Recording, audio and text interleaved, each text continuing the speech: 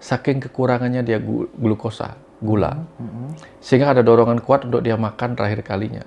Tapi ternyata tubuh sudah tidak bisa diperbaiki lagi. Karena sudah mengalami kerusakan akibat banyak energi yang hilang itu. Sama lah dengan kita beginilah. Starter mobil, mati. Pasti kita berusaha untuk apa? Mendorong. Tiba-tiba hidup sebentar, drop lagi. Nah, kan kayaknya kita seneng aja sebentar gitu. Atau kita coba goyang-goyangin, siapa tahu ada sisa-sisa minyak, bahan bakar gitu. Nah, selalu seperti itu ceritanya gitu. Ada keinginan kita untuk apa? Merasakan kebahagiaan sejenak.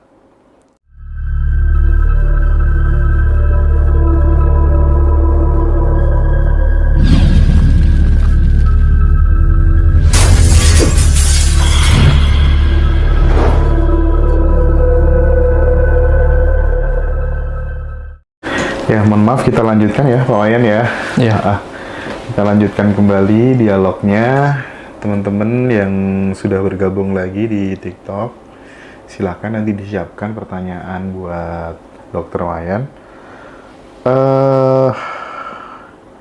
Kita akan awali dari gini deh, dari kasus apa ya, misal kayak di Amerika itu Pak Wayan, atau di beberapa negara di Barat itu tidak ada pelajaran agama, ya kan, di sekolah. Tetapi kok beda ya perilaku masyarakatnya dengan di kita gitu ya. Artinya mereka lebih teratur, lebih disiplin gitu. Ya. Itu tuh faktor apa kira-kira Pak Wayan? Faktor praktis saja, artinya dipraktekkan apa enggak. Jadi agama itu yang saya tahu itu kan memiliki 3 hal penting dalam setiap ajarannya. 1, pengetahuan atau filsafat, hakikat.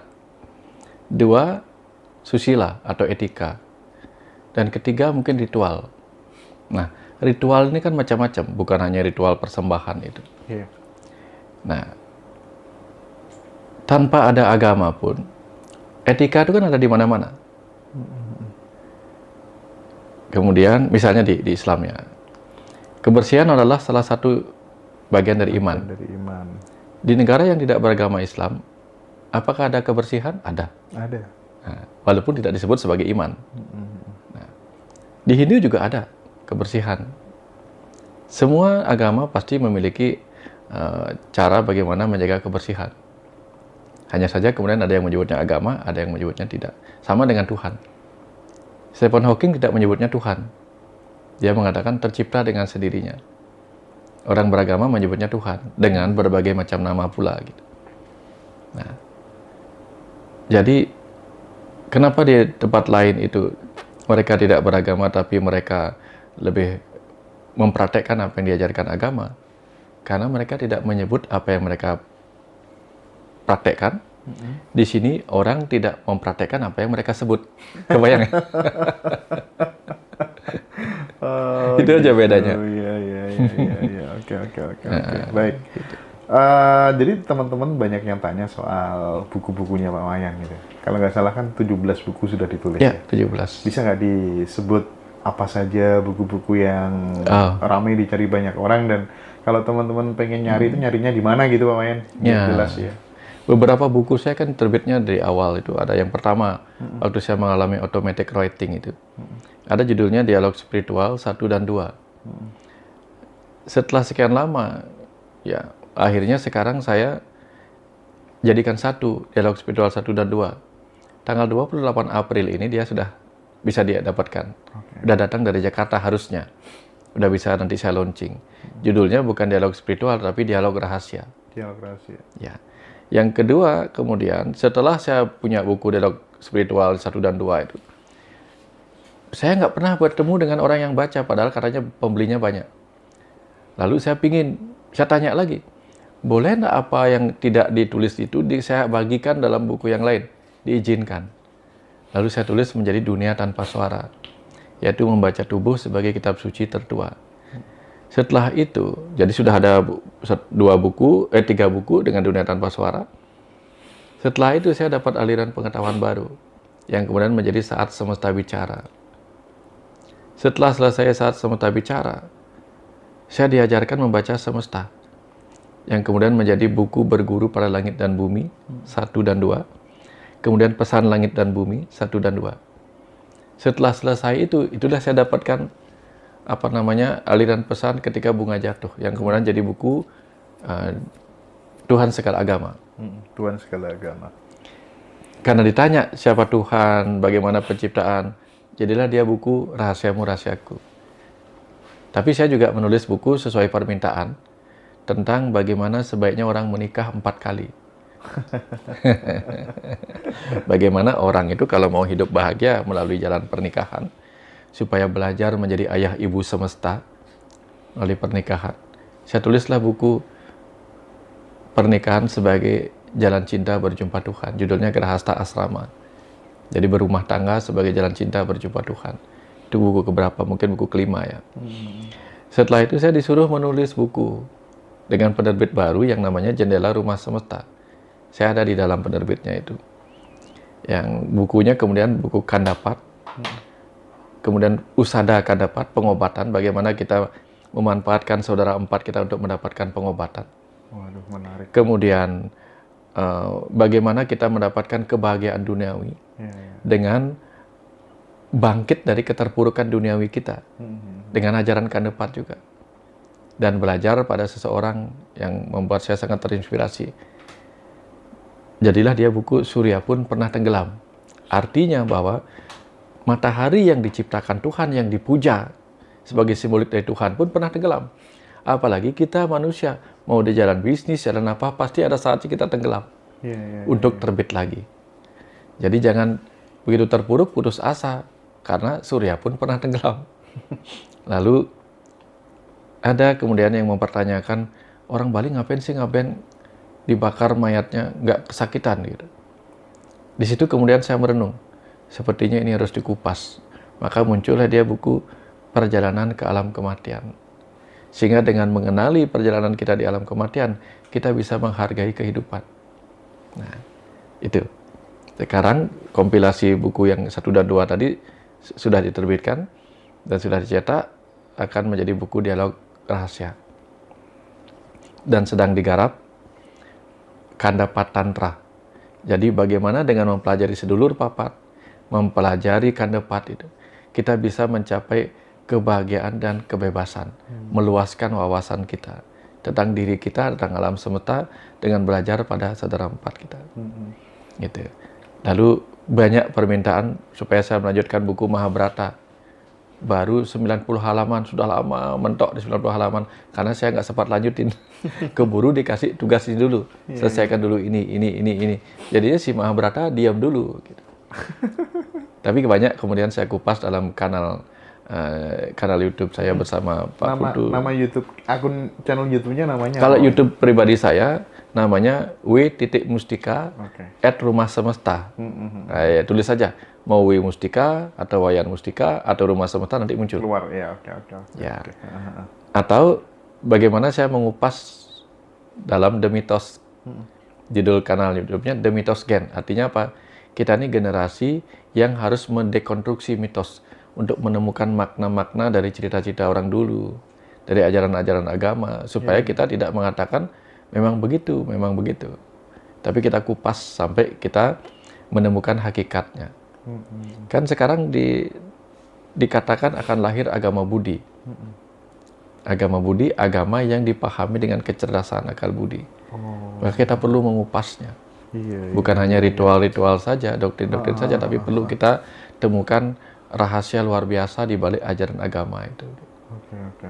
Ya. Nanti mungkin yang saya feeling ya, mengobati dengan bantuan Kandapat atau saudara 4, sedulur papat itu tadi. Itu kayaknya menarik.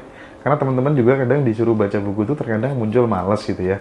Mungkin kita butuh bikin Zoom soal itu kayaknya. Boleh. Kayaknya menarik banget tuh ya. Boleh. Nah, baik. Sebagai seorang dokter, mungkin pertanyaan ini tepat sekali untuk Pak Wayan ya, karena saya masih belum ketemu jawaban tentang fenomena terminal lucidity. Jadi ketika kemudian orang mau meninggal gitu, tiba-tiba yang tadinya nggak doyan makan gitu, tiba-tiba semangat makan gitu. Atau kan banyak ya case-case yang tadinya gangguan psikologis, tiba-tiba kayak waras sekejap, tapi terus kemudian meninggal dunia nih. Bagaimana jenengan sebagai seorang dokter menjelaskan fenomena ini, Pak Wayan? Ada beberapa orang yang menyebut fenomena seperti itu. Itu untuk menyenangkan orang yang akan ditinggal. Akhirnya dia mau makan sekarang. Kan kadang kita frustasi melihat orang tua atau keluarga yang sakit yang mau meninggal itu sudah nggak mau makan lagi, sudah nggak pingin ini lagi. Tiba-tiba mau aja makan. Dan setelah itu tiba-tiba pergi aja udah. Gitu. Nah kadang dia membuat kita merasa nyaman. Atau kadang dia ingin memiliki sesuatu yang ingin dia penuhi untuk terakhir kalinya. Seperti makan itu. Tapi ada juga mungkin dalam fenomena itu, saking kekurangannya dia glukosa, gula, sehingga ada dorongan kuat untuk dia makan terakhir kalinya. Tapi ternyata tubuh sudah tidak bisa diperbaiki lagi, karena sudah mengalami kerusakan akibat banyak energi yang hilang itu. Sama lah dengan kita beginilah, starter mobil, mati, pasti kita berusaha untuk apa? Mendorong. Tiba-tiba hidup sebentar, drop lagi. Nah, kan kayaknya kita seneng aja sebentar gitu. Atau kita coba goyang-goyangin, siapa tahu ada sisa-sisa minyak, bahan bakar gitu. Nah, selalu seperti itu ceritanya gitu. Ada keinginan kita untuk apa? Merasakan kebahagiaan sejenak. Ya, saya karena pernah mengalami begitu jadi paham. Ibu saya ketika meninggal itu kan minta gado-gado. Tapi satu suapan aja. Ketika dia minta satu suapan, ibu mau tidur, dia bilang gitu. Di situ saya segera sadar. Oh iya. Maka saya kasih tahu kakak-kakak saya. Ibu mau maha samadhi. Gitu. Tolong ditemani. Ibu tidur. Saya nggak bawa ke rumah sakit lagi. Ibu mau pulang, temani aja gitu. Jangan dibangunin, biarin aja. Temenin, kemudian saya duduk. Berterima kasih kepada ibu selama dia sudah melakukan banyak hal bagi saya gitu. Terima kasih, minta maaf, walaupun ibu nggak tidur kan, tapi saya menggunakan rasa untuk mengatakan itu. Setelah beberapa hari, 3 hari kayak itu, benar-benar ibu pulang. Ya. Bapak juga sama, ketika bapak pulang, manggil-manggil, mau minum sedikit, habis itu diam. Gitu. Wah ini bapak akan pulang. Gitu. Nah kita tahu seperti itu, karena diajarkan peka. Pada saat kemudian kita sebagai seorang anak yang ditinggal sama orang tua tiada gitu ya, meninggal gitu, kita ada salah satu opsi caranya berkomunikasi adalah dengan rasa, memeluk dengan penuh cinta, dengan rasa gitu. Emang yang mati itu terasa, Pak Wayan, terhubung ketika sang anak melakukan hal itu. Selama kita belum ikhlas melepas sang roh, dia akan mencoba untuk ada di sekitar kita memberi penghiburan sampai kita ikhlas. Makanya di berbagai ajaran agama, tradisi dan sebagainya diajarkan untuk tidak menangisi sang roh. Karena sebahagia-bahagianya sang roh di alam sana. Karena di sana tuh ringan banget, ringan. Dan boleh saya kasih rahasianya. Saya pernah nanya itu sama kakek saya yang sudah meninggal. Saya nggak tahu, nggak kenal kakek saya itu. Saya tanya, gimana sih di alam sana? Di sana 20.000 lebih indah, 50.000 kali lebih indah dari di sini. Cuman kadang yang berangkat di sana itu kasihan sama kita kalau kita bersedih di sini. Kan nggak nyaman kalau dia di alam sana bahagia, kita bersedih di sini. Gitu. Makanya kesedihan kita justru akan menyiksa dia. Karena apa? Karena dia ada di sini, tidak bisa connect dengan kita, dia tidak punya tubuh lagi, dan ini bukan tempatnya lagi. Ini menjadi alam naraika baginya. Alam naraika, alam manusia itu. Atau alam nareka bagi sang ruh. Maka lebih baik kita belajar melepaskannya. Kalau di Islam mungkin menyebutnya innalillahi wa inna ilaihi. Apalagi itu. Pokoknya pulanglah. Kalau kita di ajaran tradisi Bali itu kita melepas pokoknya. Melepaskan cinta kita gitu. Sehingga dia bisa pergi. Kalau enggak, kita akan terus terkonek. Entah kita merasa rindu, nangis gitu. Atau kadang-kadang banyak orang yang connect saya, bagaimana cara saya supaya memimpikan ibu saya. Walaupun kita ingin memimpikan ibu kita, orang tua kita, tapi kalau dia merasa mimpi itu justru akan memperkuat kemelekatan kita lagi, nggak dikasih kita. Tapi nanti kapan kita benar-benar ikhlas, nanti dia datang. Dan biasanya datang dalam bentuk mimpi, nggak ngomong. Diam biasanya. Hanya memberi sesuatu yang menenangkan gitu. Nah, itu biasanya yang terjadi. Nah, ketika si roh itu dia sudah mengalami kelahiran kembali, Ya. menjadi anak kita misalnya, Ya. apakah kita masih bisa terhubung dengan si roh tadi? Bisa. Karena dia bisa membelah diri istilahnya, membelah diri. Dia bisa mengambil ini sampai kita menyadari bahwa kehadiran dia di situ, reinkarnasi sebagai anak kita, membuat kita tidak teringat dengan dia lagi. Gitu. Nah, akhirnya yang terjadi apa?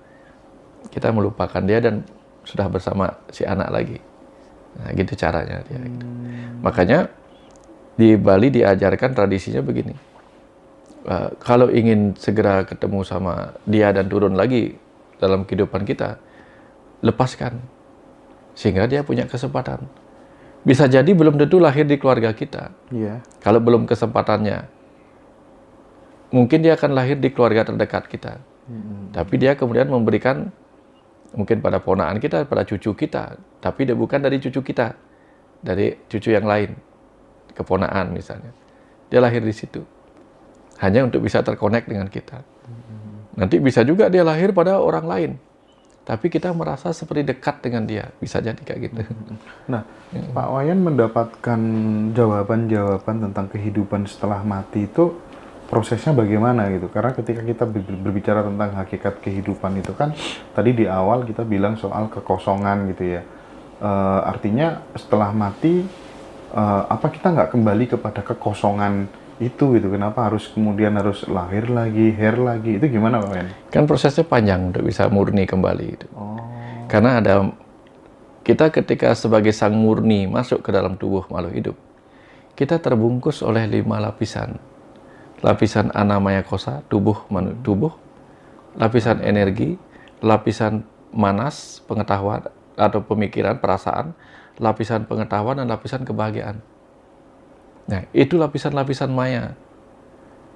Kalau itu hilang semua, baru kita murni lagi. Nah, pertanyaannya kan, kita melepas lapisan tubuh aja susah gitu. Masih juga pingin ke tubuh yang lama gitu kan. Udah jelas tubuh yang lama udah dikubur, udah busuk, udah dibakar, masih pinginnya ke situ. Apalagi kalau kita misalnya pulang meninggalkan tubuh fisik ini dengan membawa lapisan energi penuh kemarahan, kesedihan, putus asa, marah dengan kehidupan sampai bunuh diri, marah dengan kehidupan sampai menyakiti orang dengan meledakkan orang lain gitu misalnya. Nah, itu kan akhirnya membawa kita pergi ke tubuh baru di mana energinya sama. Ya enggak? Samalah dengan kita. Kalau kita punya HP merek A, HP-nya rusak tapi baterainya masih baru, kita kan pasti memilih HP yang biar nggak kasihan nih baterainya, kita akan pilih HP yang sama biar terpakai lagi baterainya, betul nggak? Nah, tubuh sang ruh itu akan memilih terlahir pada tubuh di mana energinya masih cocok, selaras di situ. Makanya kalau kita suka belajar spiritual seperti ini, suatu ketika nanti bisa jadi kita akan lahir di komunitas di mana kita berkumpul dengan orang-orang yang cocok energinya. Ya, jadi kalau orangnya suka minum, nanti lahir pada kelompok yang suka minum. Untuk memuaskan itunya. Jadi pilih-pilih aja. Hidup ini kan bukan benar salah, tapi memilih apa yang kita sukai. Baik. Tapi untuk menerima konsekuensi dari pilihan kita sendiri. Nggak ada yang salah, nggak ada yang benar. Kalau terkait dengan ziarah kubur nih, apakah bisa ziarah kubur itu membuat kemudian diri kita terkoneksi dengan almarhum atau orang yang sudah mati tadi? Nah, itu kembali kepada kepercayaan. Karena begini, kalau orang meninggal, lalu kuburannya diziarahi terus-menerus, berarti kita tidak mungkin kan berbicara dengan tubuh yang sudah busuk. Sip. Pasti kita ingin berbicara dengan sang ruh. Berarti sama saja kita memanggil sang ruh itu datang lagi kepada ke kuburannya. Di tempat di mana itu kuburan gitu. Nah, tapi kan itu dipengaruhi juga oleh kepercayaan. Apakah kepercayaannya salah? Enggak juga. Orang di Bali juga ada. Ketika orang Bali dikubur, maka dia ziarahnya di kuburan.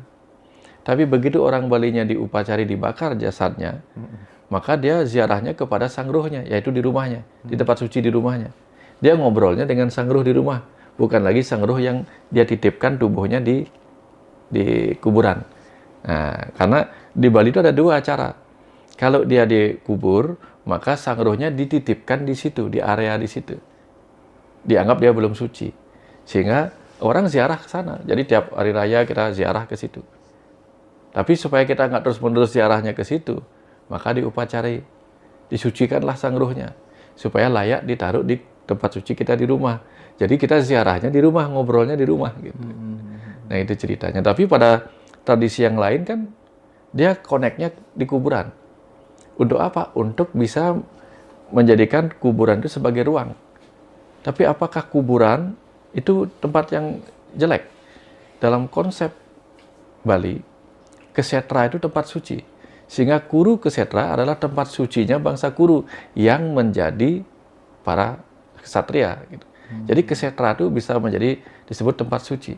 Nah kuburan juga bisa menjadi tempat suci. Kalau kita menganggapnya suci. Nah jadi kalau kita berziarah di kuburan, kita tidak memuja tubuh yang sudah jadi mayat, busuk. Tapi kan kita hanya menjadikan itu sebagai ruang reuni.